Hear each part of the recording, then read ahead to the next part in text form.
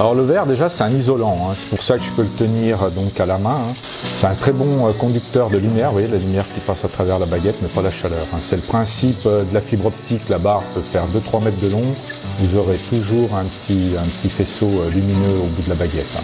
Alors il y a différentes dimensions de baguettes, hein. Les plus fines baguettes que j'utilise, moi elles font 1 mm, donc c'est les plus petites baguettes, et le maximum c'est 3 cm. Hein. Vous voyez ça c'est les plus grosses barres qui sont fabriquées.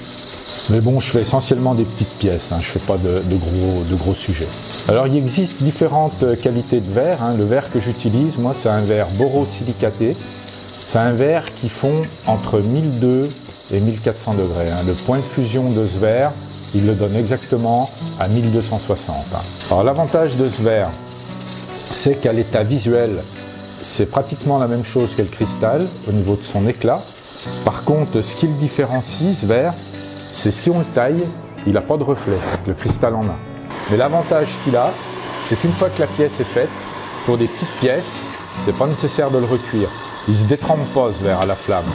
Une fois que la pièce est terminée, qu'elle soit petite ou grosse, il faut la remettre au four pour éviter le choc thermique. Alors là, vous avez vu, j'ai pris un verre coloré que je vais entourer ma baguette transparente donc avec ce verre coloré. Donc le verre de couleur, au départ, c'est des oxydes métalliques qui sont insérés dans le verre pendant la fabrication. Donc vous avez toutes les teintes, hein, pratiquement. Alors le verre de couleur, moi je l'utilise aussi bien pour faire des animaux que des bijoux. Par contre, il y a quelques pièces qu'on teinte après, en surface. Alors je vois pas du tout la flamme jaune que vous voyez, hein. Vous avez remarqué donc avec les lunettes que je porte sur mes verres de vue me permettent de voir correctement la fusion du verre. Le jaune là que vous voyez qui se dégage quand le verre est dans la flamme, c'est du sodium. Donc c'est le verre qui est en fusion. Donc les lunettes de protection m'enlèvent la teinte vive et me permet surtout de voir correctement la température de fusion. À l'œil nu, c'est pas possible, hein. Alors je recharge maintenant avec du verre transparent et je vais légèrement mélanger donc ces deux teintes que j'ai apportées. Je dis jamais ce que je vais faire. C'est toujours la découverte pour les gens. Alors la teinte est prête, hein, là je vais bientôt pouvoir commencer donc le sujet. Alors je travaille toujours avec deux baguettes. C'est jamais la pince qui tient le verre. La pince, elle va me servir, là vous voyez, je vais faire un petit détail, elle va me servir à aplatir le verre, marquer des oreilles, mais on s'en sert jamais pour tenir le sujet. Contrairement au travail du four. Vous sortez votre masse de verre du four et avec une pince, vous tirez la matière. Là, en fin de compte, moi je donne la forme, mais je rapporte le verre sur le verre, je ne veux pas tirer la masse. Alors la différence au niveau du travail, c'est que la technique du chalumeau permet d'être plus précis, parce que j'ai un peu plus le temps. Et j'apporte le verre dans la flamme, je ne sors pas le verre du four, donc je peux mieux raffiner la pièce. Quand vous travaillez au four, vous avez quoi, 3-4 minutes hein, pour faire la pièce, après vous êtes solide. Là j'ai un petit peu plus le temps, parce que vous voyez, je peux remettre le verre dans la flamme. Alors là je vais venir me coller contre, ça va me servir de support, et ça va me permettre de changer le sens de la pièce. Vous voyez. Hop. Alors ce verre, il n'est pas fabriqué en France. Hein. Pour le verre transparent, ça vient d'Allemagne, Tchécoslovaquie, Angleterre, Chine, Inde. Et les baguettes colorées là, que j'utilise sont fabriquées aux États-Unis. Et il y a certaines couleurs là, qui viennent de Chine. Alors l'utilisation principale de ce verre, c'est tout ce qui est culinaire, le laboratoire et puis donc une partie artistique. Hein. Par contre, au niveau du verre coloré, on n'est pas très nombreux à faire ce travail, donc il n'y a pas un marché important. Le travail du verre, c'est un travail rapide, hein, parce qu'une fois que c'est en fusion, on ne peut pas fondre puis dire bah, tiens, qu'est-ce que je fais, comment je fais. Par contre, bah, on n'a pas trop droit à l'erreur. Hein, alors, le chalumeau là, fonctionne avec un mélange de deux gaz, hein, butane ou propane, plus l'oxygène. Hein. L'oxygène, vous voyez, c'est la flamme bleue. C'est ce qui donne la puissance à la flamme. Hein. Plus il y a de l'oxygène, bah, plus c'est chaud en fin de compte. Hein. Alors la partie avec la grosse flamme est bientôt terminée.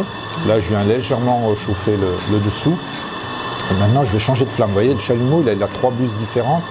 La plus fine, celle que je vais prendre maintenant, elle fait 1 mm, 1 mm 2. Sur la petite, là, il y en a juste un. Donc, on peut vraiment faire de la précision. Hein. Ah, vous voyez, ça se solidifie de suite. Hein. Dès que c'est plus dans la flamme, paf, ça se prend. Hein. Donc, c'est un avantage et un inconvénient, hein, parce qu'il faut avoir vraiment de bons gestes. Hein. Dans ce métier, c'est tout le travail de l'œil. Hein. Il n'y a pas de... On ne mesure rien. Hein. Donc, voilà.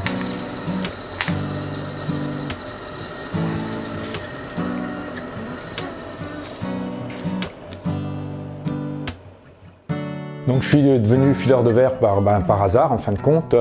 Je me débrouillais pas trop mal en dessin, j'aimais bien l'artisanat. Le fait qu'il y avait très peu de gens qui faisaient ce travail, donc tout au moins pas sur le département de Saône-et-Loire à l'époque. Donc je me suis dit, bah tiens, ça peut être intéressant, peu d'investissement, parce que vous avez pu voir, il y a juste un chalumeau.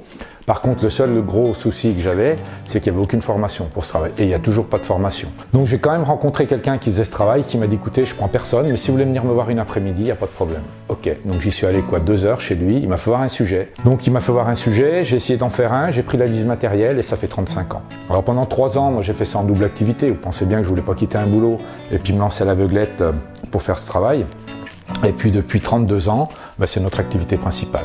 Donc avant d'acquérir le geste rapide précis, c'est des années qui font que ça donne ce travail. Et la deuxième chose, c'est qu'est-ce qu'on fait avec. Alors moi je suis plus sensible avec les animaux.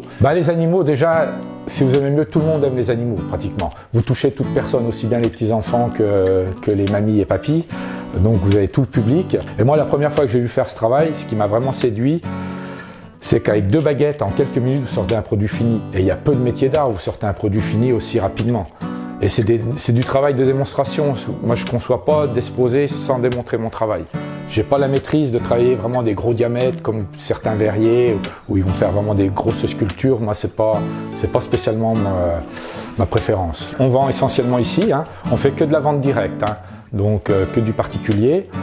Mais par contre, pour se faire connaître ici, donc à Saint-Germain-en-Brionnais, il faut faire des expositions. Alors en général, on fait des expos en moyenne dans un rayon de 60-100 km autour de Saint-Germain-en-Brionnais. Et puis quelquefois, un peu plus loin, on fait des salons professionnels, des fois 500-600 km d'ici. Mon travail, c'est un travail, mais c'est pas un travail en fin de compte. Ce qui est important, c'est d'aimer ce qu'on fait en fin de compte. Là, comme je vous disais, ça fait 10 ans qu'on fait le marché de Noël sur Paris, donc là vous touchez le monde entier, donc ça c'est intéressant. Quand on regarde une carte du monde et que vous savez que vous avez des pièces dans le monde entier, ça c'est une satisfaction personnelle, c'est incroyable. Je travaille toujours devant le public, comme je vous disais, c'est des métiers de démonstration. Si vous ne faites pas voir votre travail, les gens sont déjà pas censés savoir que c'est vous qui le faites. Et puis la deuxième chose, c'est que vous les séduisez, parce que vous partez avec 2 baguettes et en quelques minutes vous sortez un produit fini, donc ça c'est extraordinaire.